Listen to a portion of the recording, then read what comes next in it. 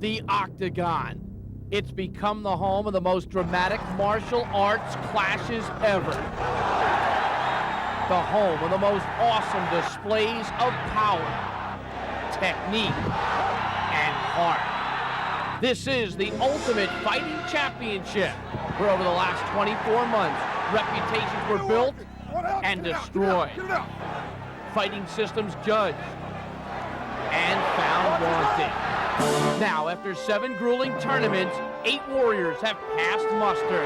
The greatest fighters on the planet, Ultimate Champions, Jennum, Severn, Taktarov, and Ruas. Ultimate Challengers, Abbott, Smith, Hackney, and Bento.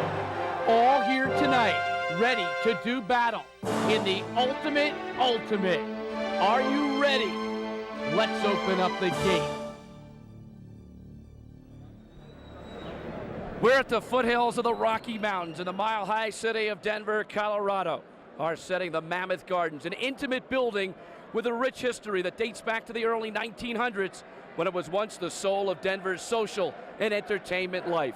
Tonight, this arena will be transformed into a martial arts melting pot as we present the white knuckle event, a bare knuckle competition, the Ultimate Fighting Championship. Hi everybody, I'm Bruce Beck. Welcome to the Ultimate. Twice as fast, twice as furious, twice as tough. Tonight, 8 fighters, 4 former UFC champions, 3 former UFC runner-ups, and 1 man known as the Giant Killer. It's the largest purse ever in a martial arts competition, $250,000. This the culmination of 2 years in the making. One of my broadcast partners, the former gold medalist at the Olympics in 1984, Greco-Roman wrestling, super heavyweight division, Jeff Blatnick. And Jeff, when we look at tonight's competition, you've got to be excited. Oh, I certainly am, and when I take a look at that field, Bruce, unbelievable. I see 3 key points with this field. The first being experience. Everyone here has experience. They have multiple fights inside the octagon. They've had time to go back, digest the lessons, and that brings me to my second point, preparedness. How well have they trained? Have they taken those lessons, put them to use, learned new tactics, new skills to bring them in against the best field ever to enter the octagon? And my last point, Bruce, incentive. $150,000 goes to the man who's standing up last in that octagon. And that's certainly a lot of incentive, one, to train hard, be prepared, and to go out there and lay it on the line. What about the mental approach of these fighters in the Ultimate? Well, without a doubt, all of our interviews with these fighters, Bruce, you've seen it, they're all very, very focused. They all seem to be very, very calm. Don, you hit it on the head. That's what experience does for you. You don't waste energy with nerves, and you don't suffer from anxiety. Thus, you focus on what you want to do, and that's your goal, to be successful once you enter that octagon. Well, the other member of our broadcast team has captured 10 world titles in 4 different weight classes in kickboxing. 3 times he was named Fighter of the Year. He's also been in 20 movies, from Blood Fist to Batman Forever. And now he's got a new tape out there, Night Hunter. It's coming out soon. It's where a vampire and a dragon fight to the end. And I'm talking, of course, about the Dragon, Don the Dragon Wilson. And Don, what does the Ultimate mean to the martial arts community? Well, I've been a martial artist for 23 years, and I think I can speak for all the rest of the martial artists worldwide. This is the most exciting martial art competition that has ever happened in modern times. I mean, this is the first time that kickboxers, boxers, wrestlers, jiu-jitsu, aikido, judo, we all can meet under one banner, which is the UFC. What is the question you've been asked most often when cruising around Denver the last 2 or 3 days? Well, oddly enough, since the first broadcast that I worked on, I've been asked, is this real? And having been a choreographer and a actor in 20 films, I've seen the fake stuff, and I've been a fighter for 17 years. I've seen the real. This is as real as it gets. There will be some blood spilled tonight. This is not for the faint of heart. Right now, let's take a look at the draw for the Ultimate, which took place several months ago. First of all, we've got Big Tank Abbott in the opening round matchup. UFC 6 runner-up against UFC 3 champion Steve Jennum. Then UFC 5 titleist Dan Severn meets the polar bear Paul Varlins, who got into the main draw yesterday when Patrick Smith was medically disqualified from the event. Then it's a rematch of the UFC 6 quarterfinals. Oleg Taktarov, the Russian Bear, against dangerous Dave Bento. And then we conclude the quarterfinals with the defending UFC champion, Marco Ruas, the king of the streets, against the giant killer, Keith Hackney. A classic grappler versus striker confrontation. Here is the referee for the UFC, Big John McCarthy from Corona, California, working his 7th UFC. He is a tactical instructor at the Los Angeles Police Academy. He has officiated 55 no-rules fights. The chief medical advisor, Dr. Richard Istrico of Howard Beach, New York, a panel physician for the New York State Athletic Commission, medical director for the New York Golden Gloves, team physician for USA Boxing. The sanctioning body for the event is the IFC, the International Fighting Council. The commissioner is Art Davey from Las Vegas, Nevada, longtime UFC matchmaker and fight consultant, a former sergeant in the U.S. Marine Corps. Well, as you diehard fans already know, during the tournament, the UFC is live online on CompuServe. All you CompuServe members log on and go e-forum to Conference Room 2 Ultimate Fighting Championship. Here are the laws of the octagon. No biting, no eye gouging, no fish hooking, reaching fingers into the mouth. The referee has the authority to restart the bout if there is a lack of action. No rounds, but a 15-minute time limit in the quarters, 18-minute time limit in the semis, 27-minute time limit in the finals with a 3-minute overtime if necessary. Now, if time expires, 3 judges decide the winner based on the following criteria: aggressiveness, effectiveness of strikes, and effectiveness of ground techniques. Here are the ways to win a fight. First of all, by knockout. Second of all, by submission, which is tapping the mat with your hand or your foot. Also, number 3, if the corner throws in the towel. If the referee stops the contest because a fighter cannot intelligently defend himself, or by disqualification. Now, for the first time in the UFC, there will be 3 judges outside the octagon who will render a decision if a bout reaches the time limit. Ernest Hart Jr., 4-time PKA kickboxing welterweight champion. John Little, associate publisher of Inside Karate, Inside Kung Fu, and Inside Taekwondo magazines. And Michael D. Pasquale Jr., the editor and publisher of Karate International magazine and a highly ranked jiu-jitsu instructor. So we open things up with our first quarterfinal match. The street fighter, Tank Abbott. The police officer, Steve Jennum. Right now, let's go up to our announcer in the octagon, the G-Man, Rich Coins. Good luck to you. Ladies and gentlemen, SEG Sports Corporation welcomes the world to Denver, Colorado and the Mammoth Event Center for the greatest martial arts competition in the world. The Ultimate Fighting Championships, Ultimate.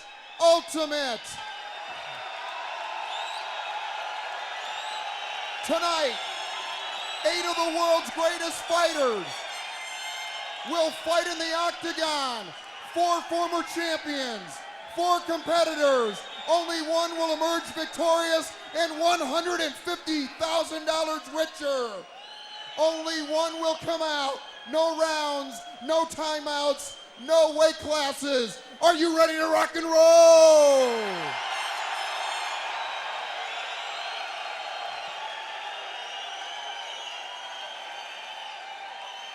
Let me introduce our fighters for the first round matches. He's 30 years old, 6 foot, 250 pounds, a pit fighter with a bare knuckle record of 7-0.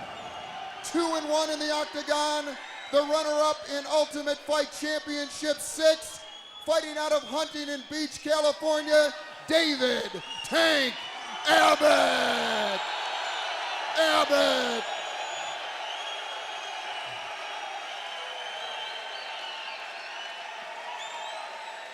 And his opponent, a police officer from Omaha, Nebraska, a practitioner in the art of Taijutsu, a 3rd-degree black belt in ninjutsu, 32 years old, 5'10", 195 pounds, 2-0 in the octagon. Please welcome the Ultimate Fight Championships 3 Ultimate Fighting Champion, Steve Jennum.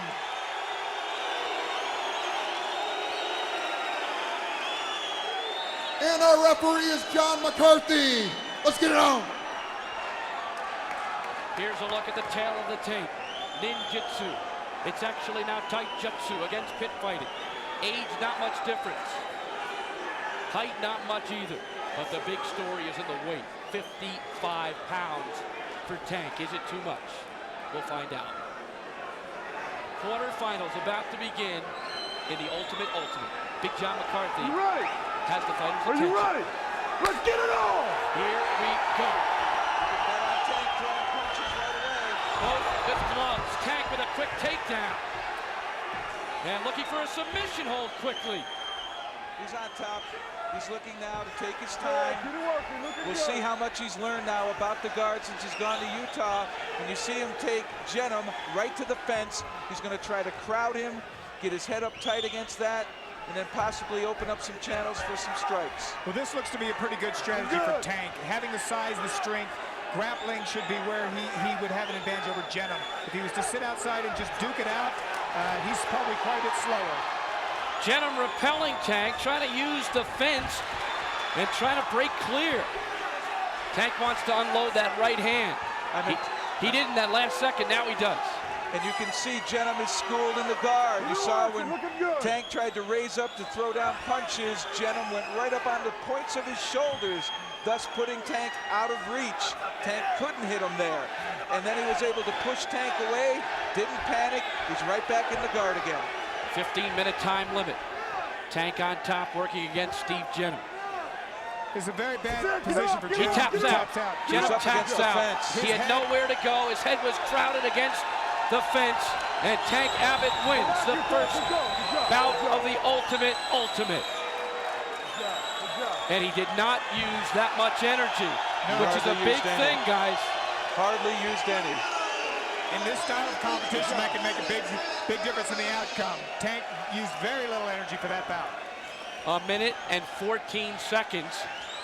Abbott was unable to really throw that blistering right hand. Jennum did a good job, Jeff, of just trying to stay alert against the fence and not get reamed.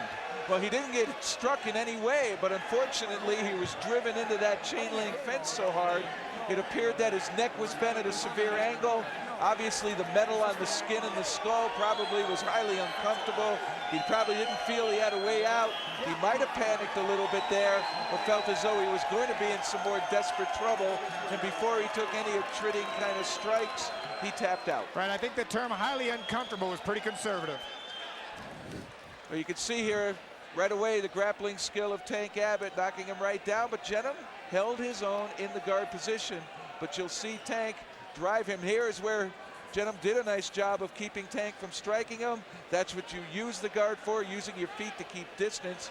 But Tank closes in again, and this time drives him into the fence. And there's a real good look at it. You can see Jennum's head bulging that chain link fence. He's caught there, nothing to do, and you'll see him now tap out. Looks very painful. Very painful. All the weight of Tank Abbott against your head in the fence. Particularly with Tank's skull driving into your chin. Right. So Steve Jennum's first loss in the octagon.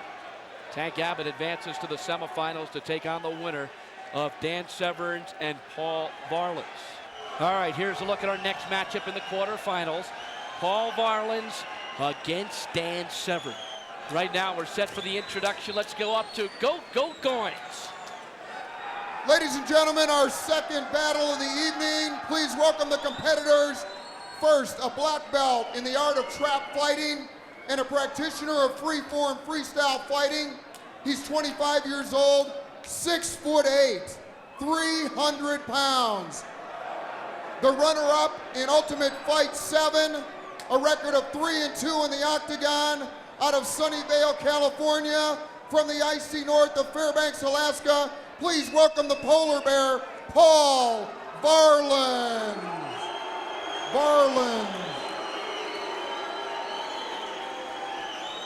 And please welcome back his opponent from Coldwater, Michigan, 37 years old, 6'2", 250, a National Wrestling Alliance heavyweight champion, the 94 AAU Greco-Roman Masters champion, Sambo champion, and freestyle champion. He's 5-2 in the octagon. UFC 4 runner-up, UFC 5 Ultimate Fighting Champion. The Beast is back, Daniel Severn. Severn. Let's rock and roll. And here's a look at the numbers. Freestyle, freeform versus wrestling. Severn, 12 years older than Varlins. 6'8" is the polar bear. He also has 50+ pounds on Severn, who told me that yesterday he was down to 238. Alaska versus Michigan. Here we go. These two are going to wind up in tight. Really in tight. Let's see if Severn can control the wrestling. He does right away. And he goes to the left hand quickly on Varlins. Now looking for a chokehold. He took the polar bear right down, chopped him down like a tree. And a big man like Varlins is not going to be comfortable on his back. Severn moving the arms. He's got that arm tripe. That left arm now can strike if he wants to. He can even elbow if he wants to. Varlins has to fight from the mat. Severn's got that elbow into the throat. He was into trying the to throat. choke. He was trying to choke there. He hasn't thrown a punch yet. Maybe he's going to save his hands. He's looking for a way to submit before he goes ahead and risks his hands trying to strike the skull of the polar bear. He's got the polar bear on his back. Watch your fight. It's a semi-chokehold. It all depends if Varlin panics or not. Well, Severn is using no energy. He is using all leverage here. I'm really impressed with that. He taps out. The polar bear taps out, and the Beast loves it.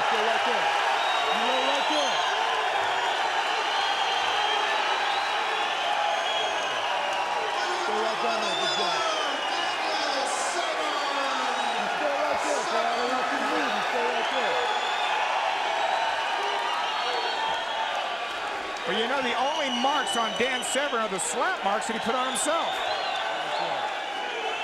Those on his leg. There's some.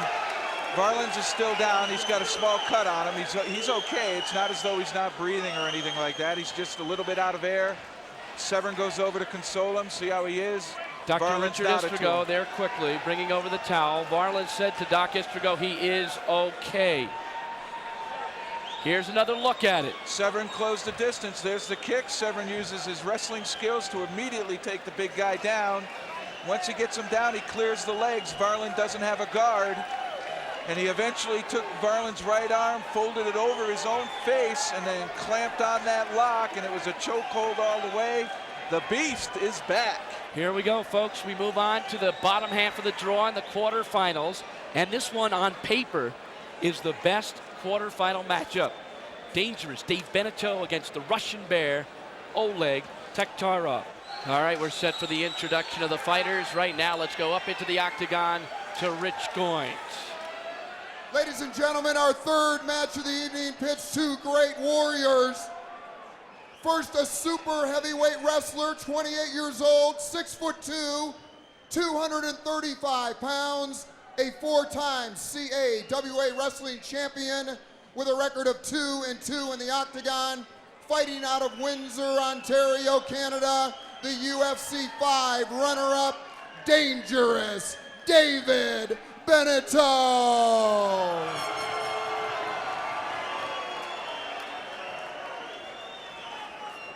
And his opponent holds a 4th-degree black belt in the art of jiu-jitsu, 4-time European and Asian jiu-jitsu champion, Russian national judo champion, world sambo champion, a record of 4-1-1 in the octagon, 27 years old, 6 foot, 225 pounds, from Gorky, Russia, the UFC 6 Ultimate Fighting Champion, the Russian Bear, Oleg Taktarov.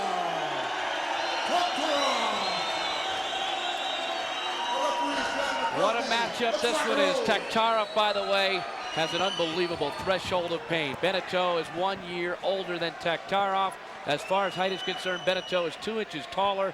The weight, one went down, one went up. Bento went down, Taktarov went up. It is an international fighting match, Ontario, Canada against Russia. Are you ready? Are you ready? I think this is going to be a great fight. And it's this time it's Taktarov closing the distance, not giving Bento a chance to throw any punches at all. Both are superb grapplers. The edge in wrestling, the Bento, definitely the edge in submission to Taktarov. There's Bento trying to use that left hand that he picked up from working with Emmanuel Stewart. Well, you can't learn very much when it comes to boxing or kickboxing or striking in a short period of time, so I would guess he's going to stick with his wrestling techniques. There's the wrestling technique, single leg. Let me ask you, Don, I saw Bento do it twice now. When he's tied up, he's put the head under Taktarov's chin. Would that open a knee to Beneto's face? Absolutely, absolutely. Right there. What he should be doing if he wants to get that knee in is bring his hands around Taktarov's head and actually... There's a Thai boxing move that he can use to get that knee in. Oh, he could have a leg lock here. Taktarov's got the leg lock on Bento. Not yet. He's going to try to bring the big guy down. There it is. Now, if he can keep the pressure and keep Bento from sitting up, he's going to be okay. Right, he's got him in it. Oh. Bento kicks to the face and taps out. Couldn't do it. He tried one valiant kick, and he tapped out, and you are not allowed to kick with the shoes on. That was an illegal strike. So it's the Russian Bear with the leg submission. Bento did not want to give up, but he had no choice, Don. No, the only choice you have is to have your joint dislocated or a bone broken, which is no choice at all. Good job. Good job. I am just so impressed that technique has been the deciding factor in each of these. They're over quick. As soon as one of the grapplers gets a hold against the other one, it's over. And I'm not sure what happened there, but you are not allowed to kick if you use shoes. No, he can push, but he can't kick. That's correct. I don't know if that was an illegal or legal blow, but after he made that effort with the kick, he tapped out. Don, let's take a look back. Well, I think what we're going to see is we're going to see a takedown. They lock up. He goes down, and Oleg goes right for the leg immediately. Now, from here, it's a matter of Oleg taking him down. Right, here he goes. He's going to get him down, break him down, get him on the ground, get him on his back. As we said, he was the master finisher. Here he's going against the knee. You can see that. At this point, there's nothing that Bento can do. That's illegal. I think it was an act of desperation. There goes the tap. Our final quarterfinal matchup. The giant killer, Keith Hackney, against the man of the streets, the favorite in the ultimate, unofficially, Marco Ruas. Go Goins to tell us more about these two master martial artists. Ladies and gentlemen, our fourth and final match of the first round. Two great fighters. Please welcome from Medina, Illinois. He's the practitioner of White Tiger Kempo Karate, a second-degree black belt in Kempo, a second-degree black belt in Tang Sudo, and a second-degree black belt in Taekwondo, with a record of 12-0 in amateur boxing, 11 by knockout, 2-1 in the octagon, 37 years old, 5'11", 200. You know him as the Giant Killer, Keith Hackney. Hackney.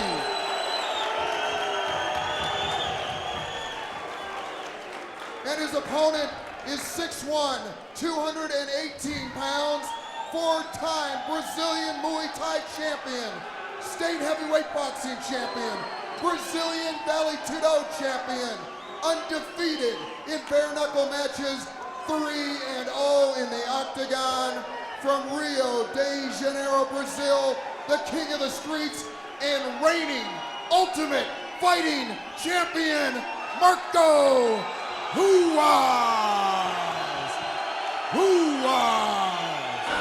Hackney came in at 200 pounds. Here's a look at the discipline description. Kempo Karate Vale Tudo. In terms of age, Hackney is 37.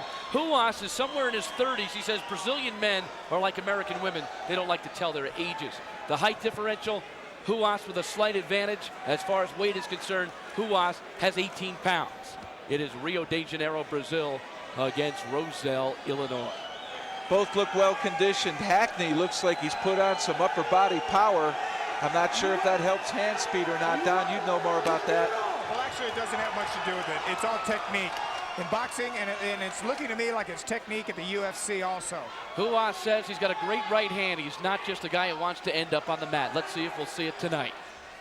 And he had a broken finger, which we didn't know about. I did make that comment when I saw him looking and flexing his fingers during one of his fights at UFC 7. Well, but he did not punch very much with that right hand at all. He tried another leg kick, which was successful before. And Hackney counters with a leg kick.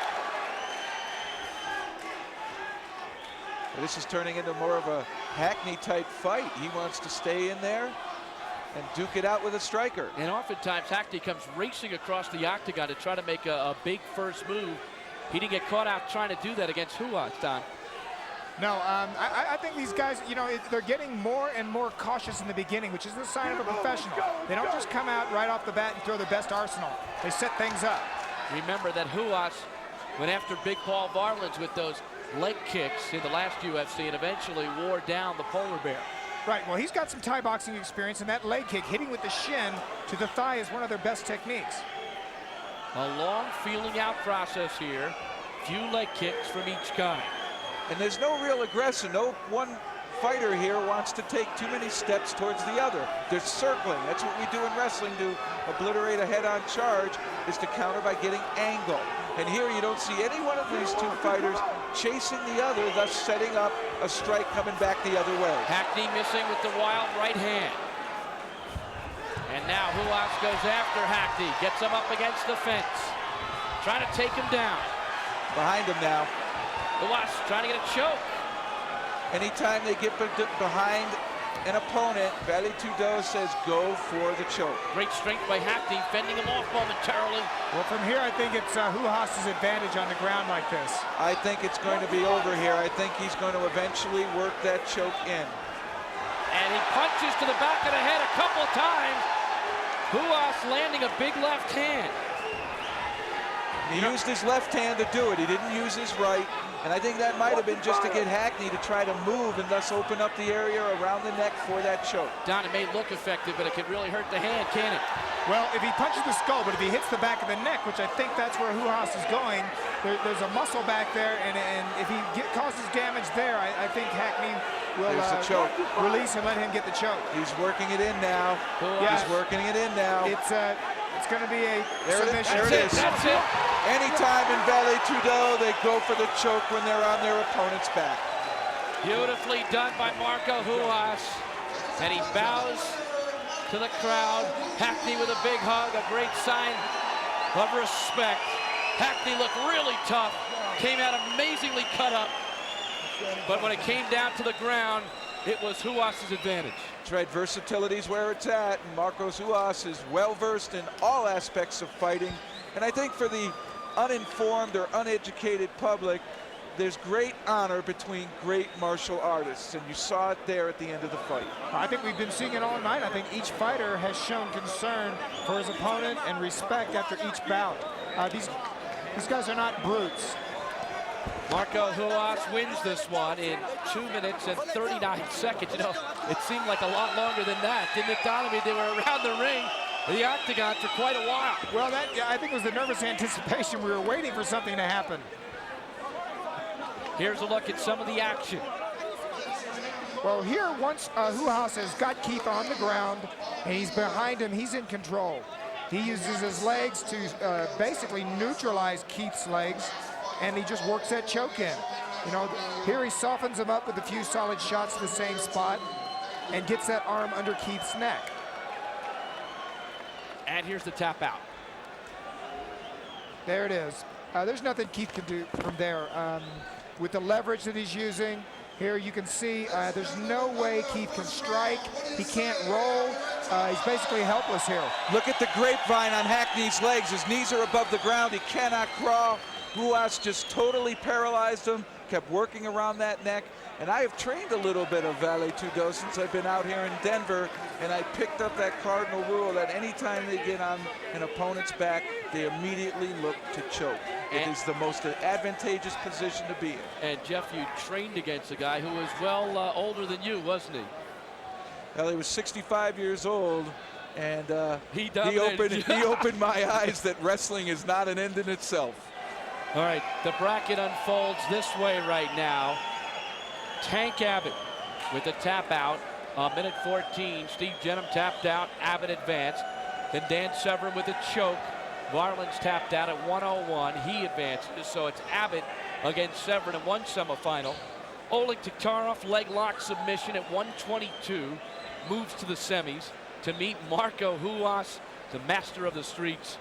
2 minutes and 39 seconds, the choke, the measure of success for Ruas. So it is a Final Four that's very, very impressive.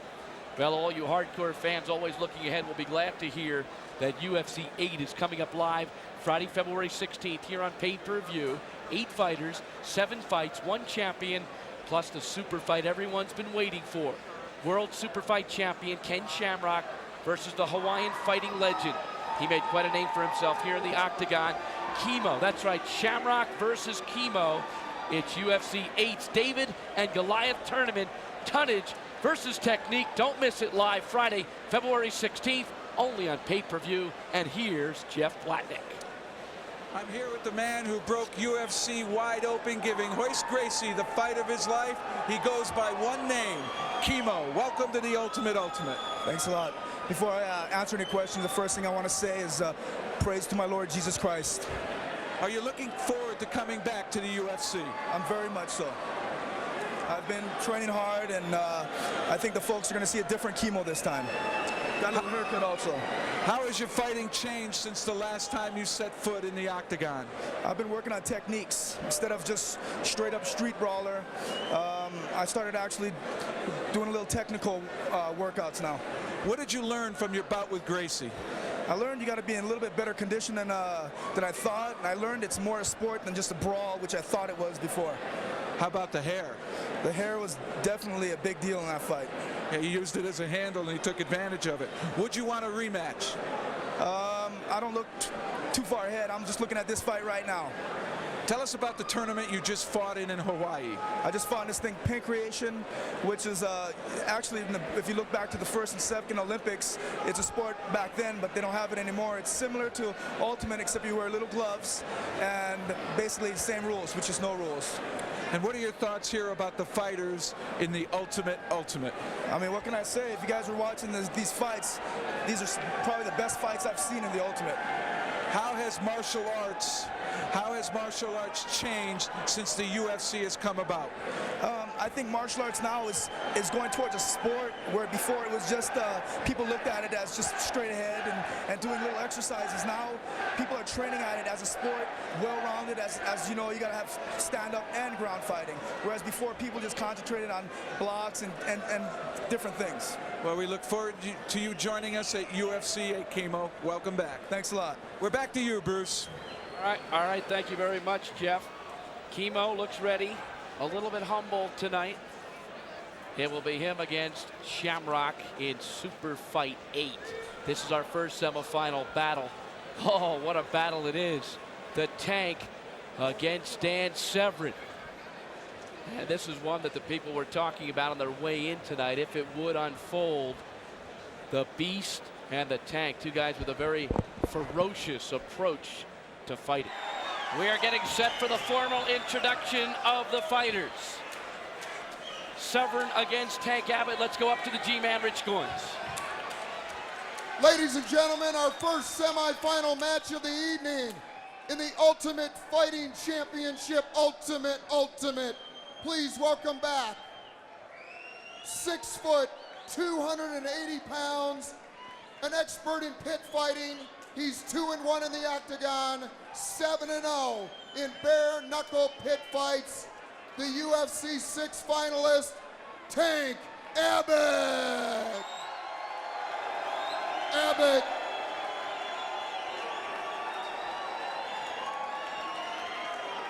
And his opponent, a specialist in Greco-Roman wrestling, a finalist in UFC 4, super fight combatant in UFC 6, and UFC 5 champion, 5-2 in the octagon, 6'2", 260, from Coldwater, Michigan, Daniel the Beast Severn.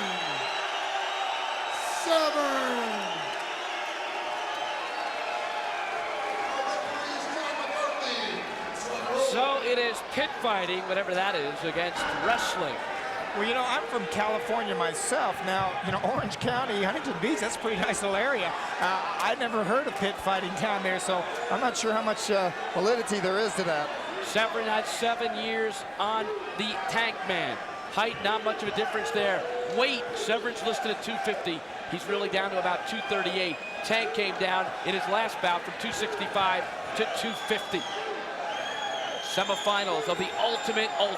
$150,000 to the winner, $25,000 to the runner-up. The winner of this bout is guaranteed $25 grand. You ready? Are you ready? Tell you what, this is going to come down to the grappling skills of both those. If Severn can dominate, he won't have to deal with those punches of Dave Abbott. But Abbott has been doing a lot of grappling. There you can see it. He was prepared for a shot from Severn, sprawl position. Tank trying to get that left hand free. Oh, knee to the head. Severn works him back up against the octagon fence. This might be the most powerful, talented individual that the Tank has gone up against. Absolutely. I don't think he's faced someone with this much technique and experience, because those titles of Severn, they're legit. Oh, down goes Abbott.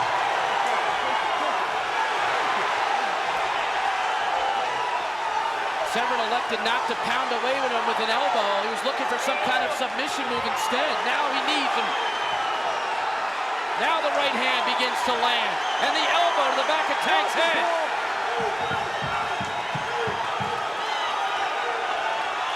You know, Dan would be ill-advised not to do that punching. He's going to break a knuckle, break his hand.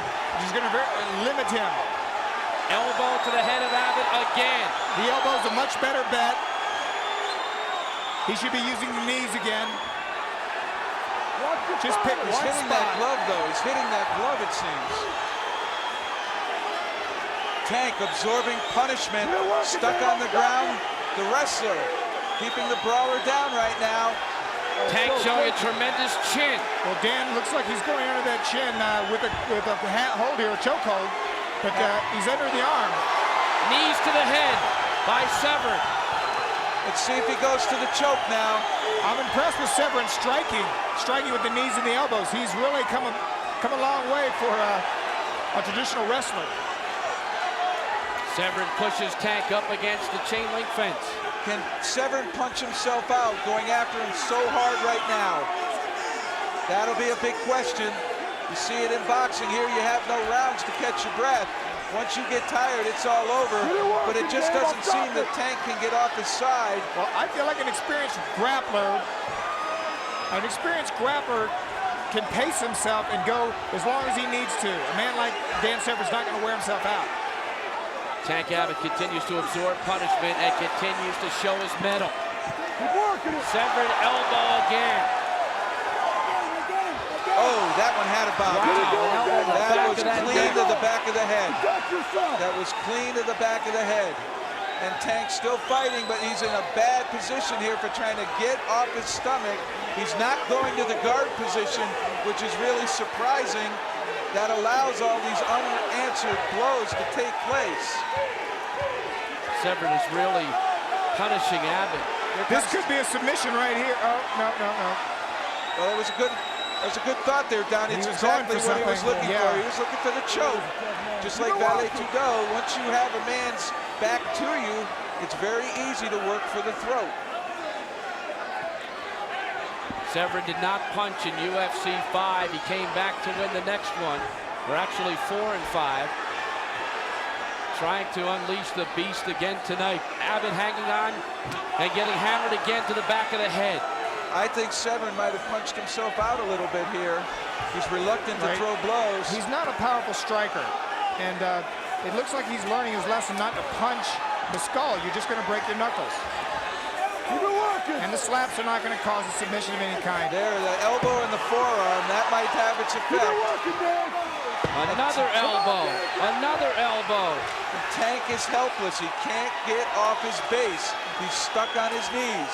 Severn, using wrestling skills, is keeping him there. You can see Severn hanging on to the fence. The reason he's doing that is to not let Abbott out in the open. He's keeping him pinned and punched up. But if Abbott is not being hurt by these strikes... I feel Dan should be going for a choke. This is... counterproductive? Well, not counterproductive, but it's not really producing the result that he wants. It's inefficient, isn't it? Right. Lots of energy, not a lot of effect. Can Tank work himself out of this? Can he continue to absorb the punishment and still have something left, guys? We don't know how badly he's hurt. He's not trying to move. We've seen people lay there, but you can see him, and that bothers him, catching those strikes to the back of the neck. That one got through. Severn again with the elbow, punching to the head. Well, if this was, let's just say this goes to a draw. Certainly, Dan Severn has a lot of points in his favor. He'll win if it's a draw because he's definitely taking the fight to Tank. I mean, Tank is just staying in one spot. He's not really, it doesn't appear that he's actually trying to get out of it. He's just content to absorb punishment. 5 minutes in, this is an 18-minute time limit. And then it would go to the judges. Oh, that was a good elbow. Stretching his body that way is making those ribs come out and torque, and that elbow has to be doing some damage. It is, but not the kind of damage it could do if you get your body behind it. These are what you would call arm punches and arm strikes. They're not with the weight of the body and the torque of the hips and the shoulder. These have a cumulative effect, but there's not going to be a punch knockout from this distance. Tank on his side, not going to any kind of a guard, leaving his back turned to the opponent, and you would think Severn would want to choke, but perhaps he feels that if he goes for the head, it might allow Abbott to get up off his belly, and obviously Abbott on his feet is a lot more dangerous. Tank continues to hang in. Well, I think he needs to get that arm around, get it around there, get the other arm out, get it under his chin, and force a submission. Tank doing his best to defend that choke. Severn, on the other hand, now, after expending enormous amount of energy with all these strikes, he's still trying to do it, but he's got to be tired. I would tend to think, use your wrestling skills, continue to keep the weight on Abbott, making him have to work harder to carry away. Oh, a good right hand there. And another pounce to the head. Now the choke. Severn couldn't get it. He's just not a good finisher when it comes to choke. There's the corner, and that is R.T. Hamilton, who is a professor at Grand Canyon University, where Dan Severn trained the past several months. The only program in America, martial arts degree, either as a major or a minor. He's an ordained minister. It's at Grand Canyon University in Phoenix, Arizona. It's where Severn spent a lot of his time training. Tank Abbott was up in Utah. Let's see now if Tank's going to make a move to try to come up. Severn, smart as he is, using his wrestling skill to keep him pinned up against the fence. He is not going to let Abbott off of his side. He sees this as an advantage position. He'd rather keep him down, sort of like keeping Joe Montana off the field. Don't let him on the field, you win. Don't let Abbott up off the ground. Well, you know, Severn's in a good position. There's a saying, you live by the sword, you die by the sword. Now, I believe it was Tank that had Jennum up against these ropes the same way. And now he's pinned up against the ropes, or excuse me, the fence. It's kind of like deja vu. It's Severn talking to his corner as he works. Kneeing Abbott, kneeing him again to the head. Those are effective strikes there. Those are effective. Severn continue to work on the Tank. They're effective, but I don't think any of them are really clean. Yes, they had some impact to them. Now, those are good. Those sharp forearms, they'll take their toll. There are no cuts. There is no blood. 8 minutes left. Let's go. But it seems as though Severn's a little befuddled. The only thing that's working for him is keeping him down. He's going for what we call a power Nelson there. He's lifting on the elbow, torquing on Abbott's left shoulder. He needs to continue to arch his back. Not good enough position. Broke the hold. Tank hanging in there. We can see his eyes looking up. Perhaps frustrated, but not giving up. Well, the blows he has received, although they look vicious, have not been with the weight of the body behind them. Therefore, they're causing superficial damage, but not the brain damage that you get from a boxing punch. A boxing or a kickboxing punch causes tremendous brain damage, but Tank is basically just suffering superficial damage. But Tank said he could wrestle with anyone in the world. He was a world-class wrestler. Thus far, he has not been able to show us that level of skill. Don, it's not the superficial type treatment that I'd like to take. I didn't say it wasn't painful or effective. I just meant it wasn't the concussion that you get from a boxing punch. Would you go ahead and knee the thigh here, Don? He's protecting his upper half. Would you go to the legs, hit the legs to open up the upper half? Very good point, because as you remember, Ruas won his fight by kicking to Varlins' thigh. That thigh is a very big, meaty part of the body that you can cause a lot of pain to. Certainly it would limit Abbott's mobility, putting in a big Charlie horse, a hematoma somewhere just above the knee. Well, I tell you, for the past 10 minutes, Abbott has not been very mobile, regardless. Under 8 minutes to go, and if it ends up with no time remaining for the first time in the UFC, we have 3 judges who will render a decision. Well, I would call this the reverse guard. I mean, he is just not turning to face Severn at all. And Dan Severn, unable to apply a choke of any kind, is a little bit frustrated, continues to rain strikes, mainly elbows and open palm slaps. Is Dan better off here just trying to ride out the Tank? Exactly. Rather than use up his strength and also possibly hurt his hands? I think that's what he's trying to do. Tank is just not well enough versed on how to get off that base and get to a standing position.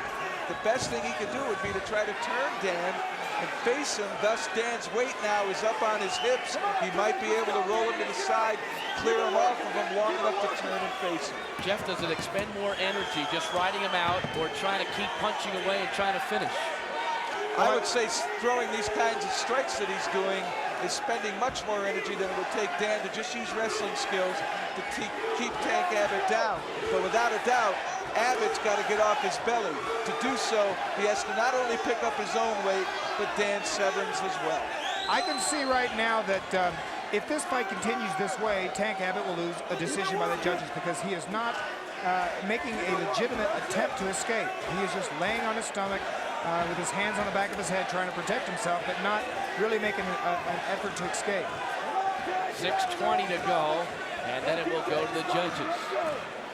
And this is the one question we had about Tank Abbott. He hadn't gone up against a real skilled fighter yet. Dan Severn, his very first, using wrestling skills, got the Tank down. The Beast in control. And at this point, I would say my strategy, if I were in Severn's shoes, would be to keep Tank down. Never mind these strikes. Wait, gather energy, and if an opening presents itself, then hit him with a good strike. Right, I think we're seeing the strengths and weaknesses of both fighters. Obviously, Dan Severn's not mastered the finishing moves that he needs in grappling to get that choke in there, lock it in there, and get that submission. Because he's got Tank in a very vulnerable position, but he's just not able to finish him. There's Dan Severn's corner. And, you know, the one thing that Dan does not want to do is get caught up in a situation here where he's not working enough, where there's a restart, and John McCarthy puts them back on their feet. That would give Tank a chance. So he's got to still work. I saw the first offensive technique by Tank. He tried to sneak in a little reverse headbutt there. Yeah, he did snap that head up well. Right, that's the first offensive technique I've seen. Oh. Elbow got through, it was effective by Severn. Dan trying to open up Tank for a choke, but not much doing, and Tank using those gloves to defend his head. I actually think Dan could spin to the front so that his body isn't laying across Abbott. He could get more into those strikes. That headbutt caught Dan. That headbutt caught Dan. In fact, as Dan might have a welt on his forehead there. I see a red spot on his forehead.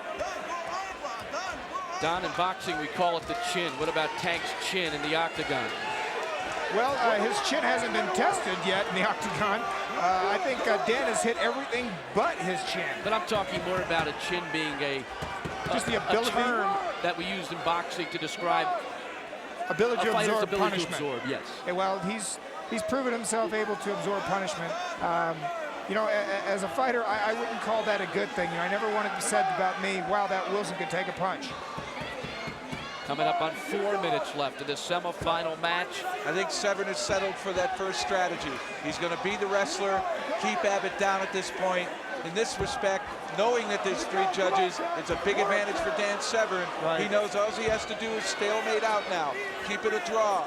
Don't let Abbott up. He doesn't have to finish Abbott. He's got enough points now in the judges' eyes to win. I shouldn't say points, enough aggressive tactics and striking, ground attack, and aggressiveness that he should win this. He's got it all. He's won in all 3 categories. Aggressiveness, best strikes, and ground techniques, the 3 categories, and the 3 guys that are the judges are all guys who know the martial arts game. And if he is now knowing he's going to win it that way, I would tend to want to save my energy for the finals. Thus, stop striking. Let's go ahead, just ride him out. Tie him up, immobilize him, don't allow the tank to move. He won't attrit any more energy. That's the best tactic for performing well in the finals. Absolutely. Jeff, as a grappler, being on the bottom and not being able to do something, what about the frustration? Right there, this one-on-one now. I thought he might just lay on it to keep the tank down. Tank gets himself to his feet. Under 3 minutes left, he grips onto the chain. And an elbow to Severn's head.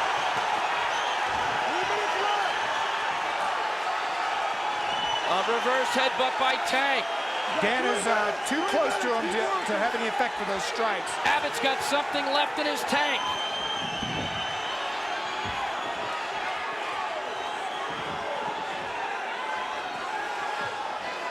The Beast hanging on. The tank trying to get going. And now the crowd begins to chant Tank. Severn trying to chop him back down to the ground. Come on, Tank, let's go, man, let's go.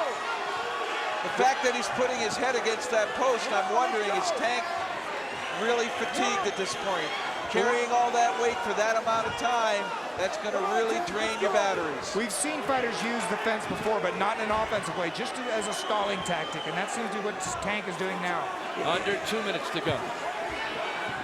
No, it's clear at this point, I don't think Tank has it left. As long as Severn does not leave his head open for one of those elbows to come flying around from the tank, he should do all right. Right. It looks as though, looking at Tank's face, you can see his eyes are a little bit glassy. He is tired. And he's absorbed a lot of punishment. As again, he tries to throw that elbow, but Severn counters with the knee to the back of the thigh. And this was right when we said Severn should just stay behind it and immobilize him. He did that one-on-one, a wrestling move, trying to isolate Tank's arm. And that allowed Tank the opportunity to get up off of his stomach to his knees, did a quick stand-up, but he's been unable to improve position from here. This is mile-high altitude here in Denver. And when this fight is over, Tank is going to just collapse. 1 minute, come on, let's go. 1 Well, minute. he may collapse before the end. Looks like Severn's looking at a front head or a full Nelson there for a second. Severn cannot afford to make an error now. If it goes to the cards, the judges will render a decision not based on points, just on a winner. Abbott trying to do something with 30 seconds to go. He's doing his best just to stay on his feet. Severn, though, excellent in his grappling skills, not allowing the Tank to be able to pivot in any way to bring any of those big weapons to bear. Tank gets free, but time is running out. Severn's just got to be careful not to get by one big right hand. He should circle which way, Don, to keep from that right That's hand. it. That is it. Clock is over. Semifinals will go to the judges' cards. Listen to this crowd.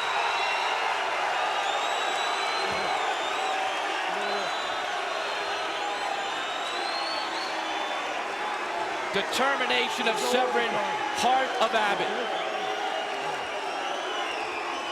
Well, I don't know what's louder, either the boos for Tank or the cheers for Severn.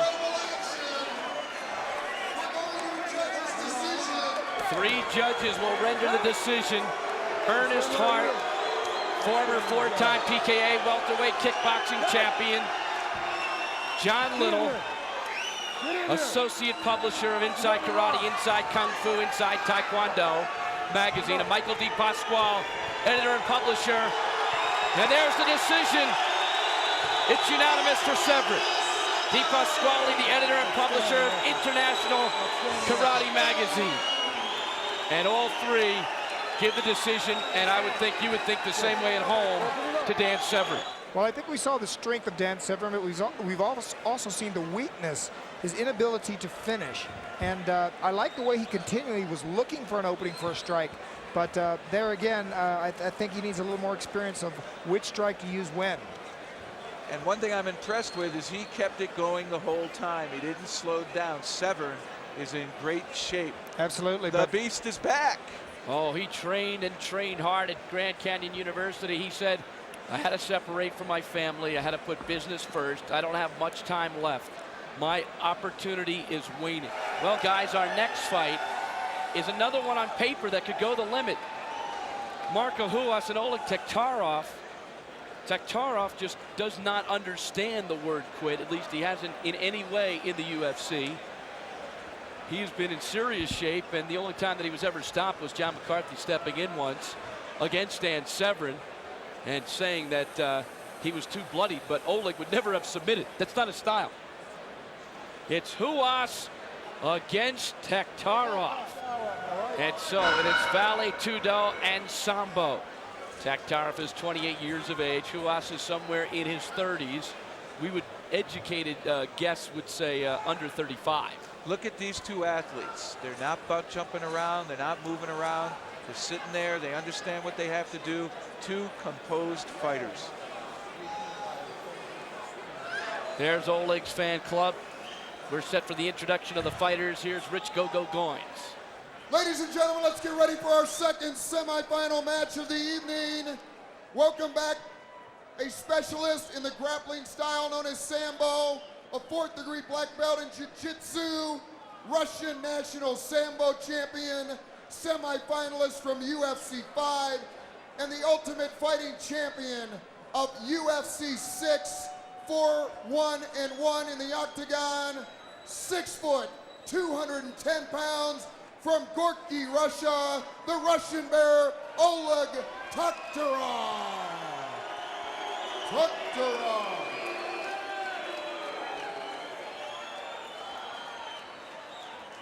And his opponent, 6'2", 220 pounds. His specialty is Brazilian Vale Tudo, a Brazilian Vale Tudo champion, Brazilian heavyweight boxing champion, and the reigning UFC champion, Marco Ruas. Let's rock and roll. At the Mammoth Gardens in the altitude of Denver, Colorado, it is Ruas against Taktarov in the semis. You ready? Referee Big John McCarthy. Let's get it on! There's his famous "Let's get it on." The winner to take on Severn. This will be a chess match. It'll be interesting to see. Oleg sometimes will go toe-to-toe, even with the likes of Tank Abbott. And at the same time, Marco Ruas has some good boxing skills, but I believe their strengths lie in their ground attacks, and I think that's eventually where this fight will end up. Well, I don't think the bear better stay on his feet, because I don't think he can match Ruas's striking techniques, boxing or kicking. Once again, the two fighters circling, looking for an opportunity, feeling out process. Kick by Ruas, momentarily Taktarov shot away. Oh, a little bit of a Marco not shaking his head saying, no way, not going to take me down. Nice double leg attempt there. But certainly faking the shoot and then coming up top with strikes. Great tactic, mixing levels. We do that in wrestling all the time. Change levels to unbalance your opponent, create openings, and certainly, Don, hitting from different levels will open that up as well. Right, you know, one thing I like about these two fighters is this is the first time I've seen some feinting going on. These guys are feinting each other to get them off guard. They're not just going all out with a technique. A kick by Ruas. Certainly not a wild brawl by any means. These two are calculated. It's a chess match. Two of the best tacticians in the UFC. There's the kick from Ruas. One of his effective blows. Well, Oleg was looking to grab it. He does want to bring it down to the ground. Right, I can see some damage on Oleg's left leg already from that roundhouse kick. Ruas is the only one that really can throw a decent roundhouse kick to the leg. And that's not a safe bet because it can go to the head just as easily. While you're reaching down there to grab it, it can go right to the back of the head. These are Thai boxing techniques. Seems Oleg's trying to crowd him up near the fence, keeping his back to the center of the octagon. There it is. You see, he's tired of chasing him. Right. That's the mistake, if you remember, Varlins made against Ruas. And that front leg, if you look, there's discoloration already on Oleg's left leg. 2 minutes, 15 seconds in. And Oleg looks like he messed up his brace there momentarily. Reset that right knee brace.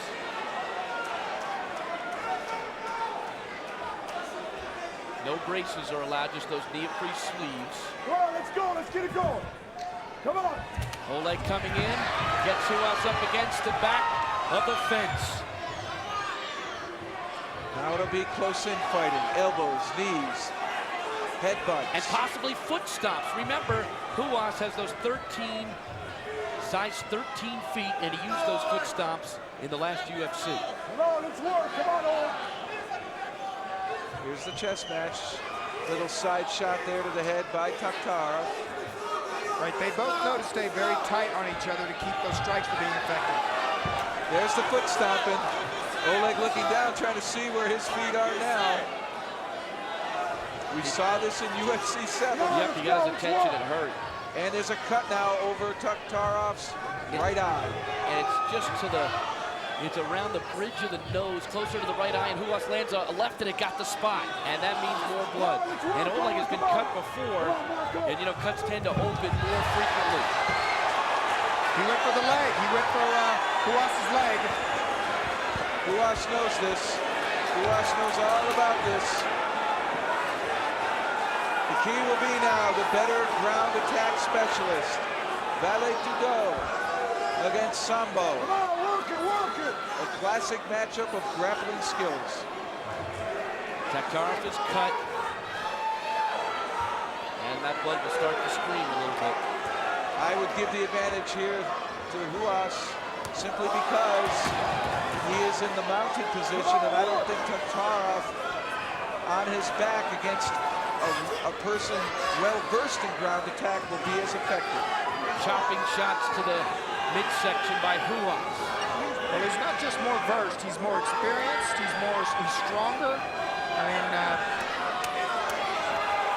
Ruas has definitely got the advantage here. Taktarov gets to his feet. Magnificent, absolutely magnificent. Using the fence to bring himself up, he took punishment to get to his feet. That's something Tank was not able to do in 15 minutes. Taktarov took 2 shots to the belly, accepted it, grabbed the fence, and pulled himself up, and now they're in a restart position. Get it going. Come on, let's go. Marco wants Taktarov to follow him. Marco is not going to chase him. Look at him. He's circling. Neither fighter is taking a step forward now. Marco's interesting breathing a little strategy. heavily. He seemed to breathe hard at UFC 7 as well. Now see, this shows the inexperience of dealing with the leg kick. All he needs to do is lift his knee up on the inside of Marco's leg, and he can actually do damage to Marco if he tries that leg kick. But Oleg is a grappler. He's not experienced at blocking that Thai leg kick. And there was a question, that rumor, was his knee okay? We have seen no problem with his mobility. Let's get it going. Must have just been that what I said it was, a rumor. Another kick by Ruas. In this, the white knuckle event of bare knuckle competition, the ultimate. The winner guaranteed $25,000. The winner tonight gets $150,000. That was very ineffective strike because slap. You're right. When you hit with the foot, it does no damage to the thigh. You've got to hit with the shin. Ruas again, effective double-leg counter. Taktarov trying to shoot. Ruas with the sprawl. Ruas is content to stay on the feet. Oleg missed. He knows he's a better striker. He knows he will take that leg out eventually. Get working. And Oleg is waiting for it now. Oh! Oleg landed a thunderous left. And another right. Ruas checked his mouthpiece and got nailed. And this is Taktarov's favorite position, is the choke. He's got him in it. It could be a tap out pretty soon. Taktarov working the choke. Ruas is experienced. Look at how calm Ruas is. Right. He's not thrashing, which only sinks the choke tighter. Eventually, Taktarov's hold will be broken.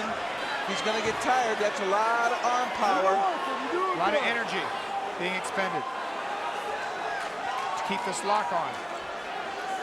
The maturity of Ruas, just trying to be calm. That's exactly what you have to be. They say take your time. And they said he had a neck of rubber. They said you can put him in a chokehold and it doesn't go. But obviously, Taktarov is a master choker. But it seems Ruas here is able to solve that. See how he's twisting the wrist, creating that gap. You can see a little bit of dark space near his chin. That's enough room for him to breathe. Jeff, if you pull away, you only intensify the choke. Exactly. You want to drive towards the head. Keep your body low. The more you raise yourself up, the more angle he has to sink that choke in. 10 minutes plus to go in this 18-minute round. And unlike wrestling, Ruas can attack a finger. He can rip on one finger to go ahead and break the lock. And there's the toes being used by Marco Ruas. Those are size 13 feet. And instead of stomping, he's using it as an ally. That is Taktarov's foot on the fence. And he is using it trying to keep his balance, keep Marco Ruas from being able to go ahead and improve his position.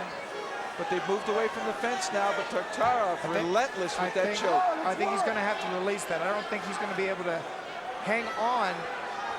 Even no matter how much endurance he has, he can't keep it indefinitely. That is correct, and there he broke the lock.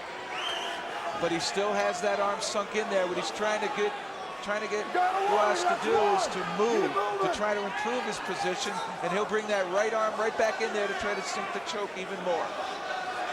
9 minutes, 15 seconds left. Marco Ruas, Oleg Taktarov.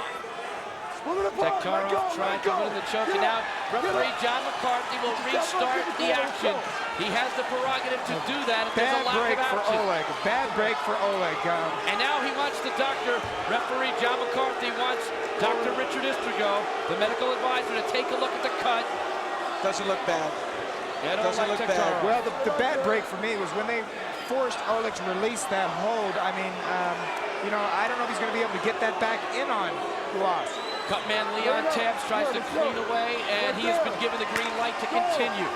You ready? You ready? Get back in the We saw that against Bento Pardue. You ready? You ready?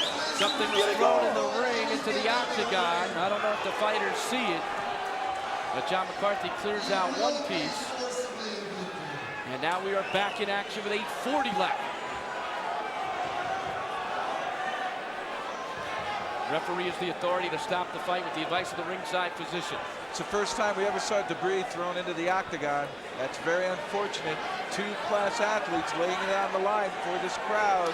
They really shouldn't be throwing stuff in there. Now, as a striker, I can see right now that not only are these guys relatively open to the legs, they're very open to the body. But no one has gone to the body with a punch or a kick since I've been watching tonight. I'm not really sure why that is, but... well, it's a lack of boxing skills, Don. Well, not even boxing. I mean, you can throw a foot to the body, brings the hands down, you can land the punch to the face. But the fighters are not thinking in 2s and 3s. They're thinking in one move at a time, one punch, one strike. And the beauty about going to the body is the accumulation of blows. If you can score often, really works in a guy. Absolutely. If you want to knock a guy out, you hit the body. You kill the body, the head will fall. And again, the chess match. Ruas circling left. Taktarov circling with him. Taktarov's waiting for that kick. Every time Marco picks up that right leg, Oleg is waiting for it. Well, he's not properly blocking it, because what he needs to do is lift his knee up and move forward inside Ruas, and then his knee will actually strike Ruas's thigh and cause him damage. That's how you stop the leg kick, not by just coming forward and absorbing it. A little blood underneath the lip of Ruas. Not a bad cut. Taktarov much more bloody. Come on, let's get it working. Come on. At some point here, one of these two, we're going to have to ask ourselves who would be ahead by the judges, and the person that feels he isn't ahead is going to have to become a little bit more desperate in their aggressiveness. Well, you know, I would say at this point, the strikes, it would be Ruas, the grappling. Believe it or not, I think Oleg having that choke in as close as he did would be ahead on the grappling end. Taktarov trying to put together a 1-2. Right, he faked a little left hook, came in with the right hand, and that's what these guys need to do. If you want to strike, you need to put some combinations together, not one punch at a time. Oleg said, no, no. In the middle of this fierce battle, a cute little antidote. It almost seems that Marco Ruas's disposition never changes. The expression on his face remains constant, never letting his opponent see whether or not he's hurt, anxious, or frustrated. Come on, gentlemen, let's work. Let's go. Get it moving. What are the judges thinking, guys, right now? Well, this is a big mistake by Oleg to bend over and try to grab that leg after the fact. I mean, I've seen fighters do that a million times in kickboxing matches, and it always ends up bad. If Ruas has a roundhouse kick to the head, he could take Taktarov out right now. Fake to the leg, go right up to the head. Ooh, an exchange there. And Oleg looking to counter with the right hand. And here Oleg wants to be the puncher. He's given up on those leg shots, trying to take Ruas down. It doesn't seem that he wants to rush Marco and try to close the distance, thus to force a grappling game. It's very interesting here. Where is Oleg's tactic coming from? What is his strategy? It seems Ruas here just wants to sit, pick away. Come on, Marco. 5 minutes, 10 seconds left in this 18-minute time limit. If we end up with no time on the clock, 3 judges render a decision. And the winner takes on Dan Severn for the ultimate title. You know, it takes about 5 minutes to teach a fighter how to block a leg kick. And I can't understand why, after watching Ruas win with a leg kick, that Oleg had not prepared for it a little better. He has not blocked one properly yet. Actually, when a man goes to your leg, that's the time he should throw a punch, because Ruas will be on one foot. And at that point, they can't do anything. So if he throws up a kick, you block it, come in with a punch. That's what Oleg should be doing. Ooh. Come on, Marco. They've been on their feet circling now for 3 or 4 minutes. They seem at a loss as to how to really launch an effective offense from this position. Jeff, does it behoove either fighter here to make a move based on where he thinks he might stand with the judges? I think that's really right now where the fight stands, is how they interpret it and who's going to be desperate, feeling they're behind. How do you interpret it?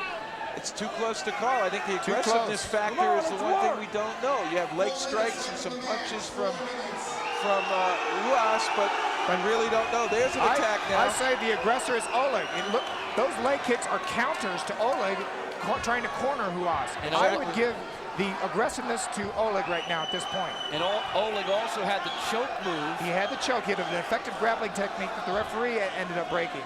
In the old rules, that would not have happened. I question how effective that choke was. It was not a choke. It was a hold close to a choke. So does that count as a choke? Ruas was never threatened. He breathed the whole time. He was in a guard position, which we've seen many times, and the guard is what determines whether or not there's no action. And ground techniques are being judged on both defensive as well as offensive. You can't win a fight the way Ruas is fighting right now, just moving around, basically just avoiding a conflict. He's just avoiding the fight. He's not using techniques to set something up that could do damage. He's just countering with the leg kick and avoiding. Oleg hit a shot for takedowns. He's come in with some big punches. Here he tries to get a very risky move, very risky. And look, Ruas still does not want to fight. Who would have ever thought this fight would be on its feet for this long? I'm really shocked. The question will be, do the judges see Ruas as being the non-aggressor, and certainly whether or not that chokehold, which has really been the only ground attack that Ruas or Taktarov has had, as being effective?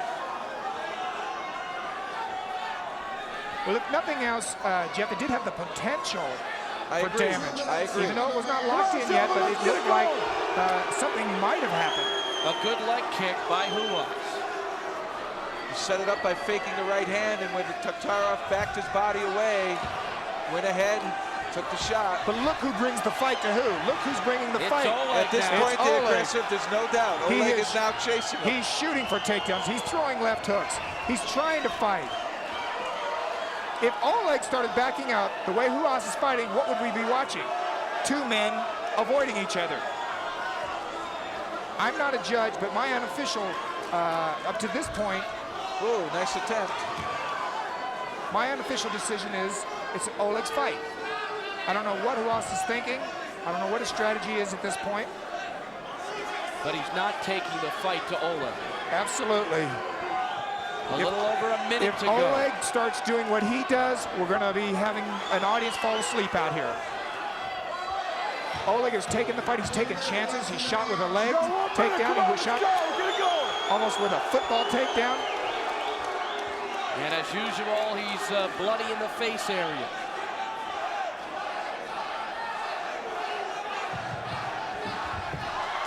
Oleg. Very dangerous move by Oleg, and Ruas still does not want to mix it up.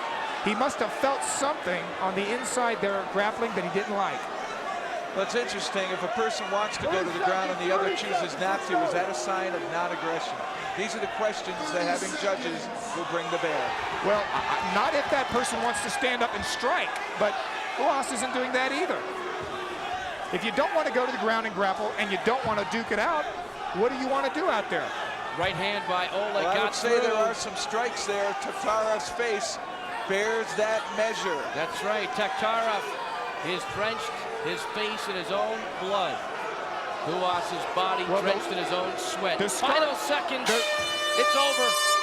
And it will go to the judges. The scar tissue on Taktarov, I think I could slap him in the face and cause him to bleed. I don't take that as damage.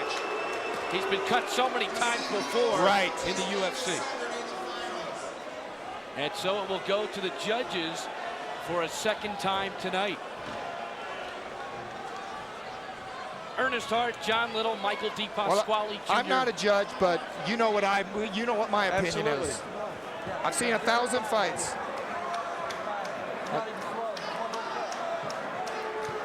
We will wait for the official decision. The winner takes on Severn. You can't win a fight. You don't want an ultimate champion who doesn't come to fight. You can't have that. And Oleg came to fight. And I did not see that tonight in Ruas.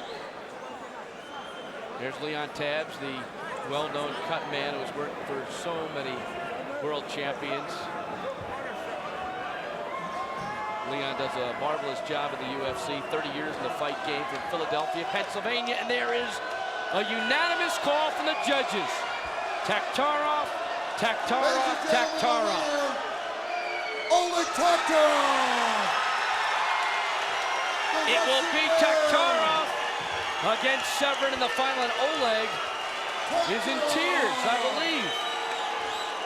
And once again, we want to talk about UFC 8. It's coming up on Friday, February 16th.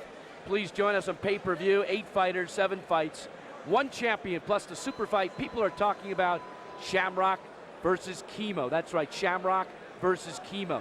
It's UFC 8's David and Goliath tournament. Tonnage versus technique. Don't miss it live. Friday, February 16th, only on pay-per-view. And Ken Shamrock, the super fight champion, joins me now, and it's Chemo against Shamrock. What are your early thoughts? Well, you know, Chemo's big and strong, and he's dangerous. So it's just like these rest of these guys. You know, you got to go in here mentally and physically prepared to fight, because none of these guys are easy. None of them. And when you step into that octagon, you better have your thinking cap on, and you better have your physical shape in top condition. These guys are tough. Do you like the super fight format? Yes, I do. I fought in many tournaments earlier in my career, and I earned the right to be in a super fight. And I fought Hoist to a draw, and the title was pushed over into, the title was unheld. So I fought Dan Severn, and I beat Dan Severn. So I won the title, and I fought Oleg and went to a draw. I still had the title, so I kept the title. So, you know, I've earned that spot, and until I lose it, I'm staying.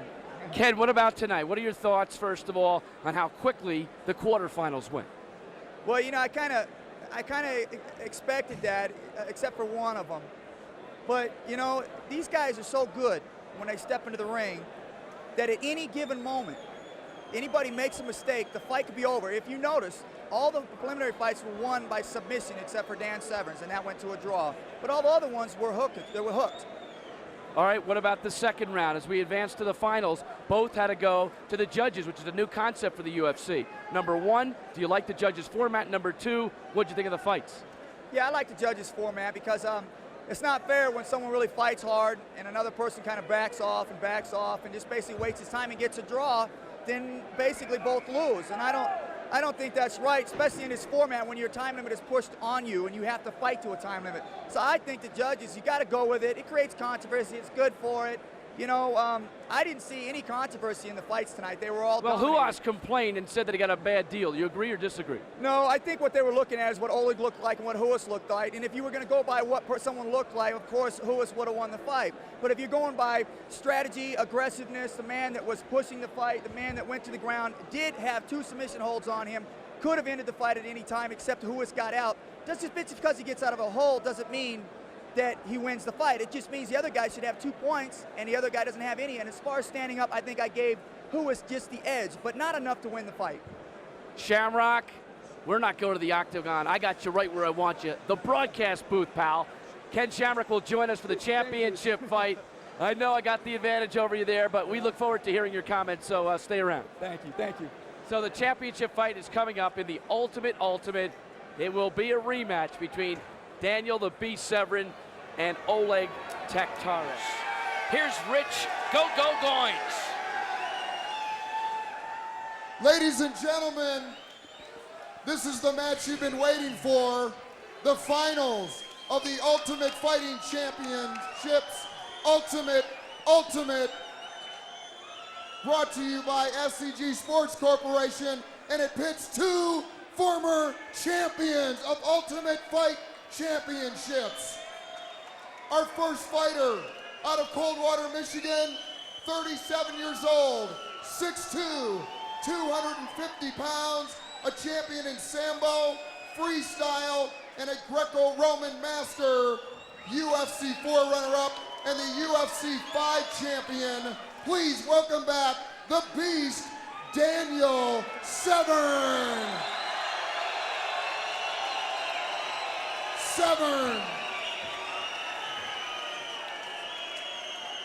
And his opponent from Gorky, Russia, fighting out of California, a 4th-degree black belt in Jiu-Jitsu, 4-time European and Asian Jiu-Jitsu champion, Russian national judo champion, UFC 6 Ultimate Fighting champion, the Russian Bear, Oleg Taktarov.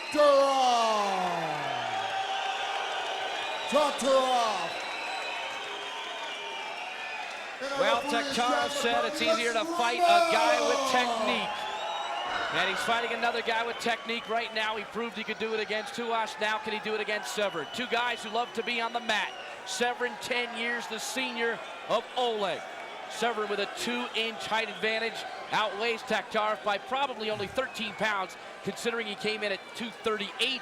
It's the U.S. against Russia. Here we go, finals of the Ultimate. What you here for? You ready? Dan the Beast Severn said, my Let's get window of it. opportunity is waning. The time is now.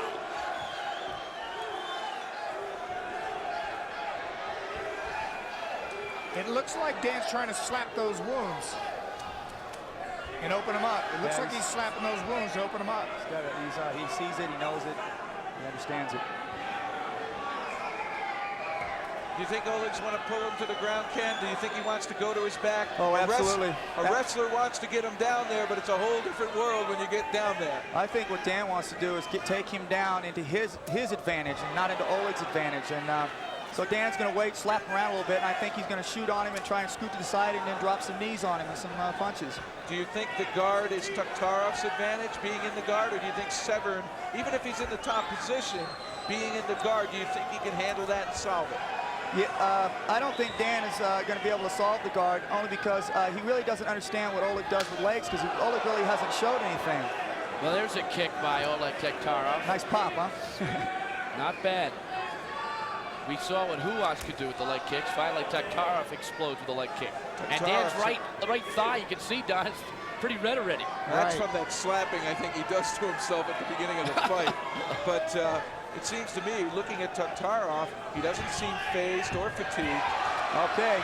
And there's the difference between Ruas and Severn. Severn sees Taktarov down and goes for it. Watch the knee bar. That's the aggressiveness. Watch the knee bar. Here it is, right there. It's over. He's got him. It's finishing him right here. He's done. Dan's trying to work himself out of it. Oleg's got him. He's got an Achilles hold right now. Dan needs to pull his hand down. Otherwise, Oleg will bring it up and he'll put severe pain on it. Dan needs to break his arms loose and get his legs straight. Dan slapping away at the face of Taktarov. Dan needs to be really careful where he's at because he's in the several positions to where he can be submitted. He can do a knee bar from there. He'll roll over it, and he's got him in a knee bar. This is dangerous. He's done. He's done. There it is. He's done. Oh, Dan, nice move. Whoa, how do you get out of that? He just got to keep rolling. He's got to Just- keep rolling with it. Every time he tries to put the pressure, he's And rolling. now he's in a position. Very nice. Dan's out of it.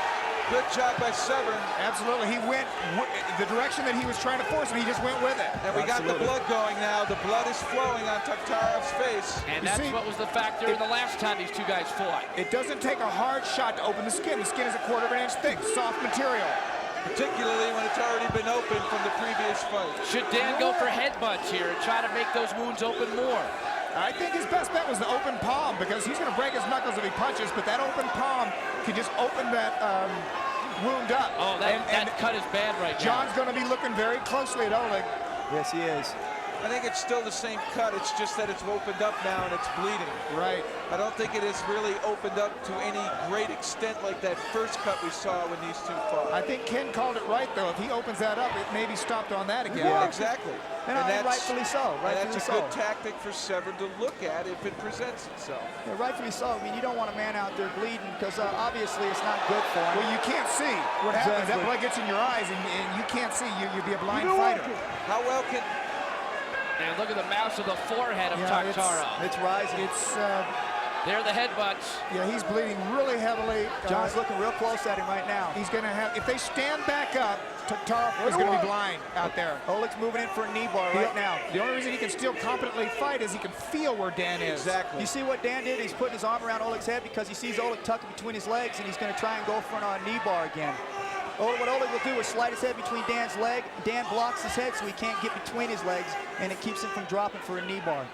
We have seen Taktarov so many times before Keep working. in this position and just He's so dangerous. He's so dangerous. He's always thinking. got such tenacity. Yeah, but at this point in time, Oleg Taktarov has to finish the fight because of the blood. He's not going to go 15 minutes like Well, that. there doesn't seem to be that much blood right now. Look at his face. If anything, it's running off the side of his eye there, but it doesn't seem to be as bad as puddling in the eye socket at all. It's on the canvas of the octagon as Severn. It's going to be stopped. It's opening. It's going to be stopped. Now it will be with those kinds of headbutts. It's going to be that's stopped. open it up. Right. It's going to be stopped. You know, John might let this go a little while because of what happened last time they fought. Oleg wasn't happy with the stoppage of the fight, but it was stopped rightfully so. Well, he's competently defending himself, so should it be stopped? No fighter ever wants to stop it on a cut. I had 22 stitches in my face. I didn't want to stop it. It was squirting out with my pulse. Exactly I didn't right. want to stop. Exactly Well, right. And it's I don't John's, see it it's John's squirting out judgment. with his pulse here, Not so yet, I would not think yet. that they can keep it going. Yeah, it's John's judgment, and John's got the best view in there, and if he keeps it going, I've been in there, and I think he's a real professional. He knows when the guy's had enough or it's bleeding too much. So, I mean, John's looking at it close, and he understands what's going on there. So, Well, as long as they're wrestling, I think Oleg can deal with not seeing clearly. There are those headbutts by Dan Severn to the face of Taktarov. If they get back on their feet, Oleg will be blind. he's going for a knee bar. If he breaks that arm off, if Oleg moves his arm off his head, Oleg can slip between his legs and go for a knee bar. He's doing it. He's going. He's in the position right now. He'll do a knee bar. No, Dan scooted the leg out. Very good. Dan moving Watch very the knees. well. Here comes the knees. He's gotten the guard. He's outside the legs now. He has an opportunity to really go after Taktarov now. I'll tell you what Dan keeps wanting to do is pin him. Let's go. Yeah, But he does do the strikes. He'll use his knees, he'll use his elbows. Still 21 minutes left in this championship bout. Then there would be a 3-minute overtime if there was still a bout to continue. Yeah, this won't go to a draw. I believe that, especially with Oleg's technique, if Dan doesn't get the fight stopped with the blood, and it goes into later rounds, Oleg has a really good chance of finishing because he can finish a fight. And Dan is a pounder, and if he keeps doing what he's doing, there he goes. He has to do that. He's got to rain punches. He's got to get after him. Oleg is a bloody mess on the bottom, and Severn continues to headbutt him. And Severn works. Can you train with Taktarov at times? Tell me, do you feel something for him right now? Yeah, I do. You know, he's right now is exhausted. He got beat up. He got punched on in the last fight. He came back in. He didn't have the rest that he needed. But hey, you know, this is what this is all about. You know, the champion's got to step up, and I think Oleg's going to be all right. I think he's going to make it. The only way he's going to lose is if John stops the fight because of the blood. And if it was me at this point in time, I would be looking very close at Oleg. What about his will, Ken? What about Taktarov's will? He won't quit. No, I fully agree. You know, I don't even know the guy, and I feel for him. But I do realize, having been a fighter, this is still superficial wound. This is skin. Yes. That's the damage that he's suffering. His head is not getting jarred around like boxers do. He's going for a choke. He missed it. Oleg is dangerous from this point. If Dan gets too high, Oleg, if he has the energy, could turn him. There's the roll. Oh, he tried. He got his legs inside there, Ken, and he tried to flop him to the side. Right. Oleg's in a serious situation here, and he needs to. He's just laying there. I don't know if he has anything left. And don't forget the altitude. Yes, it's a big. The altitude is really big, and it's hard to understand until you actually fight in it. And you know, it's even bigger, Ken, when you look at 15 minutes off after going 18. Right. Yes, and you know, that's the biggest factor here. He's taken some knees and some body shots, and he's got a big man on him. Yeah, it's this here. It's going to be really interesting to see if Oleg's going to be able to keep Dan off him long enough to where his cuts will stop. If Dan keeps hitting him, then, you know, they're going to keep opening up, and of course the blood will keep coming out. Well, Severn has not stopped working in any bout tonight. He's in tremendous shape for a guy who's 37. You know, at this point now, if Dan would just open his hand and rub on the face, I think he's going to split that skin wide open. Yeah. It's not even a matter of strikes. It's already open. All he needs to do is just rub it. You know, boxers do that with the palm of the glove. He's got a tilt going. Dan is just so strong. You know, he's strong. He's big. He's got leverage. So strong. Dan's going for a side choke there, but Oleg defended it. Can Oleg be choked out, Ken? You know, I've tried several times, man. He's got no neck. I think he breathes with gills. 18 minutes to go. Championship of the Ultimate. Bruce Beck, Don the Dragon Wilson, Jeff Blatnick, and Superfight champion Ken Shamrock with you. All kinds of time left. It doesn't seem like the bleeding now has picked up any. His face is marred. I know when I fought Oleg before, he started bleeding quite a bit, and then after the fight wore on, the bleeding just stopped. Yeah. So it seems like it's doing that. Yes, that wound is still open, and it will have blood coming out of it, but it is not profuse. Right. It's not puddling in the eye socket. It's not puddling in that eye socket, and as long as it's not doing that, Oleg can still get glimpses, and without a doubt, he's an expert in this guard. He knows where Severn is. The blood doesn't look pretty, guys.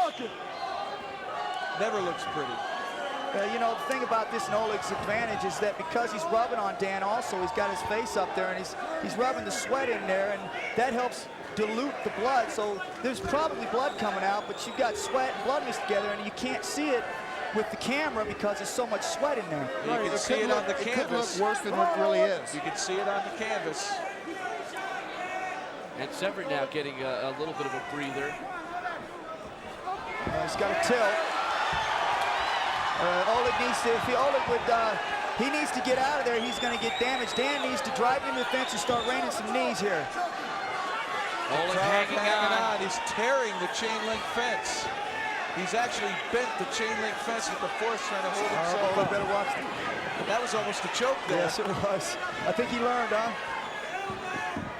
Severn has shown that he can come back from defeat. The same with Taktarov.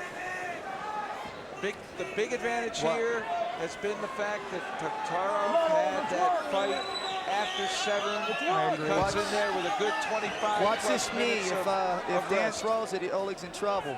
Keep working. It looks like he's scooting around trying to get him there in that knee position. You're referring to his left knee coming to the head there? Left knee, he's spinning around. He's got Oleg's head pinned against the fence. He's trying to get his far leg, his right leg free. Watch the knee bar. If Oleg talks, he's got his Severn now wants to grab onto the fence just to keep him here. It's not a bad decision either. I think if he can pin Oleg up against the fence, you know, that's where Dan is strongest right there. He pins a guy up and he just starts raining knees and punches. He could be dangerous. Does Oleg have the strength and to possibly try some type of counter maneuver here? Yeah, no, that's one thing with Oleg is he'll lay there, he'll store it up, and then one big burst, he'll go for something. And a burst can do it when you can always come up with the choke, right? He almost caught Ruas. He almost caught Ruas with it. Oh, here's the knee of Severn. Taktarov works his way to his feet. And now I think John McCarthy will take Oleg over to the doctor, Richard Istrigo, to take a look at it. This could be a decision right here. It doesn't look too bad there. Doesn't look bad to me. One of them's under the eye, that's fine. One above the eye is not the one that's bleeding. It's the one on the cheek, and it don't look bad. No, I think he's going to be all right. I think he's going to finish. Oh, he's going to be able to go. Cutman Leon Tabs takes a good look at him. And that's not to say we're medical people. This is just from the experience we've seen in fighting. Absolutely. We obviously leave it up to the doctors. Absolutely. It looks really bad for him, but you know, his head has not been shook up over and over. It's all the superficial cuts, Look at his bruises. eyes. Look at his eyes. He does not want to lose this fight. Look at Dan Severn. Dan Severn does not want to lose this fight. You got two outstanding warriors in there, and they're going to go out. Look at them. They're ready to go. They're both ultimate champions as far as I'm concerned. Absolutely. Well, a very good compliment coming from a super fight champion. That's a very good compliment. Thank you. I think that they're both champions right out there. They're giving it their all. Taktarov won UFC 6. Severn won UFC 5. Inside of 15 minutes in the championship of the Ultimate. The largest martial arts purse ever. $150,000 to the winner of this bout. $25,000 to the runner-up. I don't think you can say loser, Ken. I think you have to say runner-up. He landed a punch right there. Oh, he landed another uppercut, too. Oleg, there's no quitting Oleg. No, he's the best puncher, too, in these two. Severn can't go with him on the feet like this. Although Severn is big and strong, he hit me with a straight right hand when I was fighting him, and it shook my world. So he doesn't need a lot of snap or power, just his weight. If he throws it forward and he hits Oleg, he can knock him down. Good punch by Severn there. He's going for a knee bar. I think Dan's wise to this, so he's been doing his studying. He understands.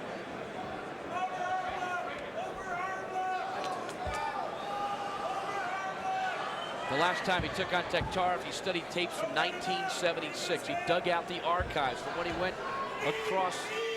Oleg's bleeding quite a bit again. Oh, yes. Now Oleg's face is a bloody mess. Yeah, it's worse than it was. Yes, I think Oleg needs to move right now, because if he lays there, John has every right to stop this fight.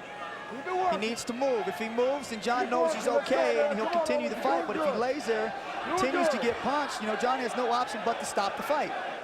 Severn's face is filled with Oleg's blood as well. Still plenty of time here. The only question is the condition of Oleg Taktarov. Well, you got to look at Dan. Dan looks a little gassed there, too. This is going to be interesting. Well, on points, who would you have ahead, Ken Shivers? Oh, definitely Dan Severn. He's dominated the fight. So would you start to shut her down a little bit, conservative, control Taktarov so he cannot score? I would definitely keep punching and keep being aggressive. But I wouldn't take any chances because Oleg is dangerous with submissions. All it takes is one mistake. Right. You know, I always believed it was a game out there. I had no animosity towards my opponent. Right now, if I was Dan, I'd be looking for that $150,000. You got to look at the feed, how he's trapping Dan's legs, so Dan can't scoot to the side and start dropping knees and punches on him. He's got him what we call in a half guard. He controls that leg there. Dan can't scoot around. He really can't get no brace to throw any punches. And that controls Dan from actually getting off on Oleg with punches and knees. Isn't this similar to your fight with Taktarov at this point, where it's turning into more of a defensive guard than looking at offense? Yes, it is. I think at this point in time that Oleg right now is just, I know if I was in his position, I'd be thinking patience. I'm going to wait for him to make a mistake. You know, I'm bleeding. I need to make him do something. He needs to rotate his hips, make Dan move a little bit, make Dan think he's got something, and then go for a hold. Because if Oleg waits too long and he's too patient, he's going to start bleeding. When does patience, though, become urgency? Well, I think if Dan starts throwing knees and kicks and really starts trying to get out of that half guard, then Oleg, you'll see Oleg really start to move. He'll have to move. Right now, Oleg's content being right there because he's in really no danger for any power to come and hurt him. 11 minutes and 30 seconds just went by in terms of time remaining in regulation time. And I'll tell you, it looks as though Severn's holding on to Taktarov's head like he's holding on to $150,000. Right, what I'm saying is Severn is up. He's up on the judge's decision, I'm sure. And this is a restart from John McCarthy. He also wants Taktarov to be looked at again, cleaned up. If there's a lack of action, the ref can restart the duo. And watch these guys' two eyes when they step in there. I mean, neither one of them even see the end. They just see what's in front of them. I asked Taktarov earlier this week if all the accumulation of punishment in the last 4 UFCs might catch up to him. He said no. I disagree with that. The skin can only take so much. The skin is beyond your control. I mean, he's got the will, but he's right now. Oleg's going to push him a little bit. He has to. He's losing on points right now, and he really, if he wants to win this thing, he's going to have to go over Dan, and he knows that. I think he really knows that, and so you'll see Oleg keep coming after him until Dan takes him down. Then he'll put him in the guard again and wait for him to stand him up again. Look at these two guys. I mean, look at them. They are not going to stop. These guys are two warriors out there, and they see no way that they're going to give up. They're going to fight to the end. As much as you people know I like Severn with grappling, I just cannot fathom and understand the heart of Taktarov to take 18 minutes, only get a 20-minute break, and come back, and he's already gone just about another 20 minutes here. It's incredible. And he's still going. And I said earlier tonight, guys, that his threshold of pain is incomprehensible. Yep. I don't, I tell you, I don't know if there's a lot of pain. It's just bleeding. Yeah, you're right, and you being the expert at kicking and punching, understand when you throw a punch, how that snap, it hits you, you're going to drop him, but there's really been no You snaps. don't feel it. No, you don't. You wouldn't feel it even if it does. I mean, knockout is the most painless thing you've ever had happen. Yeah. It just hurts your ego, right? You never know what hits you.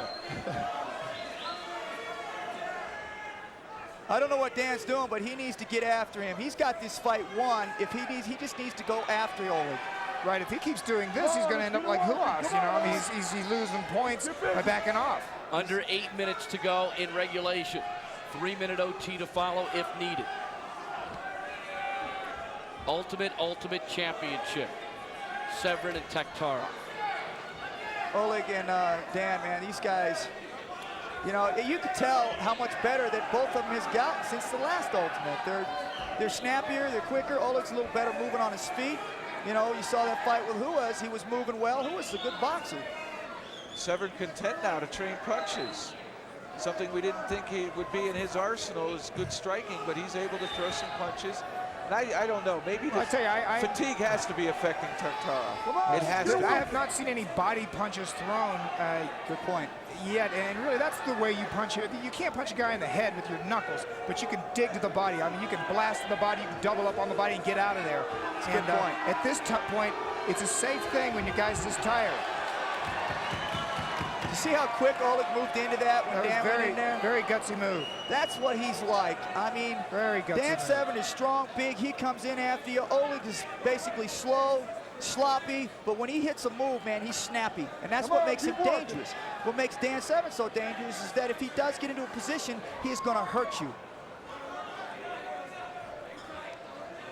Looking at the guard, Taktarov on the bottom, Severn on top. Severn thus far, I would say he's the aggressor. Certainly he's done better on the ground. Certainly he's struck more than Taktarov, so I would give him an edge in all 3 categories at this point. And if you are Severn then, and you know you have a commanding lead, the one thing you don't want to do is make a mistake. Absolutely. Start shutting it down, be a little bit more conservative, continue to attack, but as Ken said, you cannot make a mistake, and you make mistakes when you get overly aggressive. When you let your ego take over instead of your thought process. You also get it when you're overconfident. Yeah, exactly. And Dan's actually fighting a pretty smart fight, other than I think he's taken too much time when he had Oleg into the fence. He probably could have unloaded some good shots there. And some really of those knees that he was using, he should have backed off a little bit, maybe used the knees, because Oleg looked a little too winded and tired to really launch an attack himself. Yes, and now, and the thing like that, it's easy to stand out here looking here and say they should have did this and they should have did that, But these two guys in there are really fighting hard. They both have great technique. I fought them both. They're both outstanding. And Oleg is dangerous in his way, and Dan is dangerous in his way, and this makes for a great finish. All right, this has been the best fight of the evening, and rightfully so. It's the main event, actually. You think Severn has improved since when you fought him in the super fight? Dan is smarter. He's not coming in with his head down. Oleg tried to choke him one time. He put his chin down. Oleg couldn't get the hand in to choke him. Dan is coming in a little higher. He's throwing punches, more punches, and he's shooting off those punches. Under 5 minutes to go. Dan Severn fighting like it's his last fight. I'm amazed at this. Before the event started, people come up and ask me if it was going to be a draw, and I said, no way. And I'm amazed at how long this fight has gone with these two guys. And, it has been no rest. These guys have been going at it the whole time. Early on, it looked like it might end quickly. Absolutely, with Oleg bleeding and Dan actually being stronger and obviously in better shape at that point in time. And Oleg has basically fought a smart fight by just waiting and waiting until he gets Dan in his position as being tired. And right now, I think they're both equally as tired. Right now, with 4 minutes and 17 seconds, we remind you that is regulation. There's Oleg throwing punches to the back of the head. If there is no finish here, in other words, a submission or a knockout or a doctor stopping the fight, we will do the 3 minutes overtime. Well, Dan Severn went to the finals of UFC 4. He lost to Royce Gracie, a triangle choke. He came back in UFC 5. He won the championship.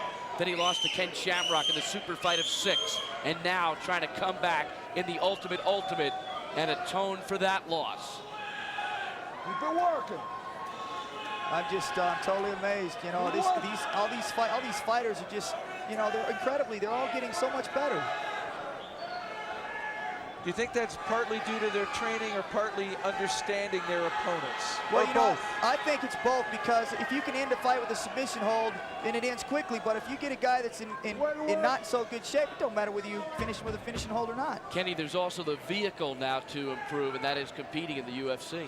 Yeah, absolutely. And you've seen the fights tonight, and these guys are raring to go.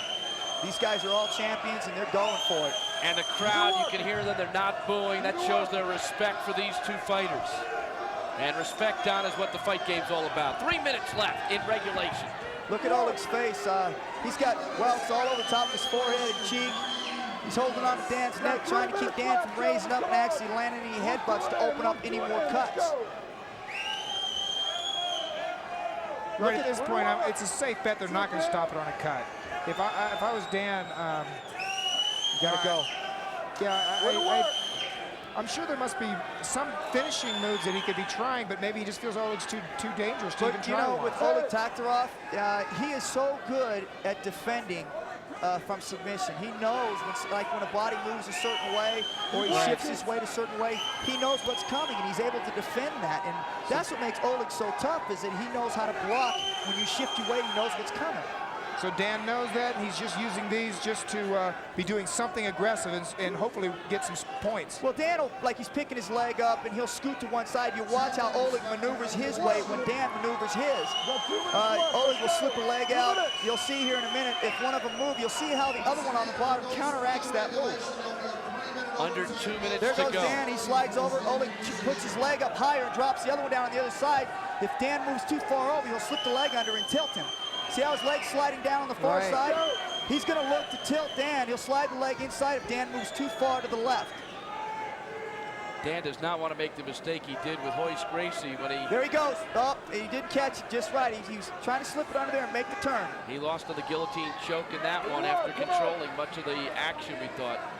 Very much like an elevator in wrestling. Just flick that leg. Watch how he slides it down. See how sneaky he is? He's sliding it down. He's sliding it down, and he'll stick it under there when he feels Dan is not ready or off balance, and he'll try and tilt him. Severn, being very smart, has Oleg Taktarov's upper body in hand, under lock. He's not allowing Taktarov really to do anything. He knows he's ahead probably by the judges in his efforts, and he is trying to stay a little bit conservative to prevent Taktarov from getting an opening. 50 seconds to go in regulation. Well, let's see what happens here. I wonder if they know how much time is left. The referee does instruct, Ken, do you usually hear it? Can you ever hear it? It's kind of tough in there when you're in there in this situation. Is you're so concentrated on what's going on in there that you don't make a mistake or fall asleep and let the guy catch you with something. So, yeah, sometimes you hear it, and sometimes you just, your thought is on what's going on there. There goes Oleg with the leg inside. He slipped it inside. He needs to go for the tilt now. I think Dan feels it, though, and so he's posting with that close, the left knee. He's posting with his elbow behind Oleg's head. Final seconds of regulation, a 3-minute overtime to follow. Finals of the Ultimate, and they will get the restart in just a second. 3-minute overtime, yes? Yes, 3-minute OT.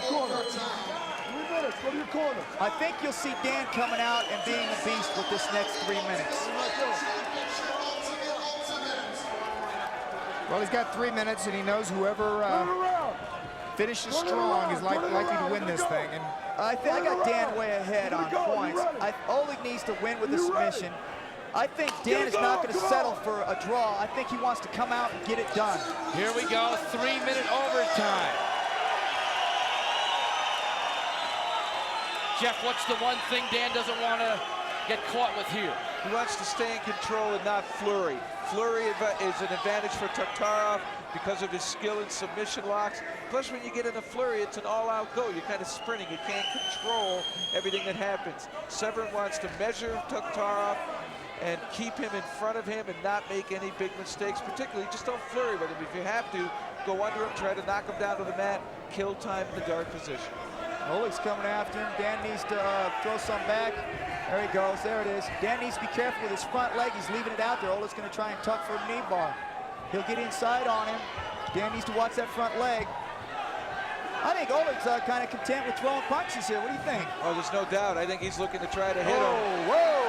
He might also know that he can wait to the last minute to go for an all-out lock. Absolutely. Maybe set Severn up by thinking he wants to get into a pounding battle. well, Severn is not much of a puncher, and you know, as tired as Oleg is, you know, it doesn't take much to take a guy out. If he can land something, maybe he thinks he can actually hurt Dan standing up. Dan throws a straight jab here. You'll hit him. It just seems Taktarov has to be fatigued beyond belief. He's just got to be exhausted. I'm tired watching him. And yet he still steps forward. He's got his hands up at least to his waist. Severn's are up by his head, which is obviously good for protecting himself. But Taktarov here is going to have to make a move. Does Taktarov have one big move left? I think so. I think he does, and I think he'll use it. You'll see him. Oleg won't settle for it. Dan won't settle for it. These guys are going to go after each other. They know it. They're waiting for that 1 minute probably, and it's a full flurry. I think Dan, though, if he was smart, you know, I think he's fighting a smart fight right now because he is ahead. Right. He's got that purse. Oh, good right hand by Severn. That was a good shot there. But he was smart. He backed off. Absolutely. He knew he had it. He landed the punch. He backed out. He doesn't want to engage in battle now, does he? No. See, he's got everything hit. to lose. Oleg got hit, and he figured Dan would jump down on top of him, and he had a chance to try for a submission. And Dan backed off. It's Severn's fight to lose, Jeff. At this point it is. At this point it is. Unless the judges are watching a different fight. Yeah, no. You know, it's happened before. Yeah. But not in the UFC. I think this is totally throwing one-sided. combinations now. Severn actually putting together multiple punches. And I like what he's doing now. He's going to stay outside He's sticking the range. and moving. He looks like Ali. He's sticking and moving. And now a mouse underneath Taktarov's left eye, and the clock is going to run down on Taktarov. Oh, he made one move, and Severn just alertly backed away with 10 seconds to go. That's smart. He doesn't need to engage at this point. And this one will be in the hands of the judges. Yeah, but there's no doubt who won the fight. Dan Severn dominated the match, and by right, you know, he won the fight. The Beast rejoicing before the announcement. Well, it's the largest purse in the history of martial arts, and somebody's going to get it in a few minutes. $150,000 to the winner, $25,000 to the runner-up. Dan Severn earned that fight. He was definitely strong. It was his night. Yes, it was. And the paddles are up from the judges. The paddles are up. 30 minutes. The winner of the ultimate unanimous decision, Dan Severn. Yes, by right. Looks as though Dan's having a hard time reading the placards. Dan, the beast is back. Uh-oh, I guess. He's got 150,000 reasons to be happy right now. 150,000 and a lot of pride. Absolutely. And we got to give Oleg a big hand, because for what he did, you know, you see when he fought Dan last time, and Dan basically pummeled him, cut him, and they had to stop the fight. This time, Dan just went in there and he dominated him, but both these guys were prepared for this fight. So that is it for the ultimate. Dan Severn wins the championship, and he wins the final over Oleg Taktarov. For Jeff Flatnick, Don the Dragon Wilson, and Ken Shamrock, I'm Bruce Beck. Thanks for joining us. Don't forget, the UFC 8 coming up. Merry Christmas. If you'd like to receive a free souvenir poster program for the Ultimate, send a postcard with your name, address, phone number, and your age to Ultimate Souvenir Poster Program, P.O. Box 903, Fort Washington, Pennsylvania, 19034. This is the official program for tonight's event. It folds out into a poster featuring pictures of all the fighters, plus stats, bios, and trivia about the UFC and the Ultimate. This offer is good only in the U.S. and Canada and is limited to one per household. Please allow 6 to 8 weeks for delivery. Yes, it's the official poster program for tonight's Ultimate, and it's yours free if you write to us. So do it now while supplies last. Now, a lot of our fans are martial artists or are interested in becoming martial artists.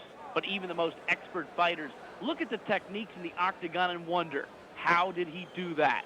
Well, to help answer some of these questions, we've put together a set of videotapes called The Secrets of the Octagon. Learn firsthand from the men who have walked through these gates and whose techniques have stood the ultimate test of fire. Ken Shamrock, Keith Hackney, Oleg Taktarov, Dan Severn. There are 5 tapes in the series: striking, takedowns, submissions, escapes, and conditioning. Tools you'll need to become a more well-rounded fighter. If you're interested in finding out more information about the Secrets of the Octagon videos, call 1-800-237-8400, extension 630. That's 1-800-237-8400, extension 630.